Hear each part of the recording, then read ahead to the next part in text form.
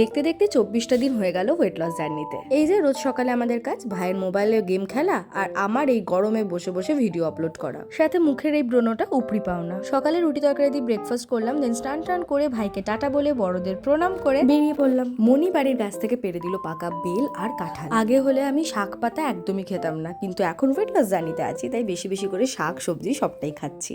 আর basically মাছের টকের জন্যই আমার ওদের বাড়িতে ইনভিটেশন ছিল। আমি ভালোবাসি বলে বৌরানি মাছের টক রেখেছিল। মামা এসেছিল আরও কিছু জিনিসপত্র দিতে, দেন সবাইকে টাটা বলে এবার তোমাদের লাগেজটা দেখাই। আমি এইটুকু একটা 4 ফুটের মানুষ যার লাগেজ হয়েছে 4খানা। আমার আর ডাম্বেল লিফটিং এর কি প্রয়োজন? একেই বলে ওভারলোডেড বালুবাসা। যে যা পেরেছে তাই দিয়ে দিয়েছে। আর এই যে ট্রেন থেকে যিনি হাত নাড়াচ্ছেন তিনি আমার প্রাইমারি স্কুলের বন্ধু। আমি জানতাম না যে ও যাচ্ছে এই একই ট্রেন। এই হচ্ছে আমার ক্রাশ, যার হাসি দেখে আমি ফিদা। কে কে আছো আমার মতো আয়ুষ্মান খুরানার ফ্যান? এই হলো অর্ক, যে ট্রেন থেকে হাত নাড়াচ্ছিল। নেমে ওর সাথে দেখা করলাম। বাড়ি এসে আজ একটু হালকা তেলে ভাজা পরোটা দিয়ে ডিনার সারলাম। আর গরম জলটা তো মাস্ট। টাটা।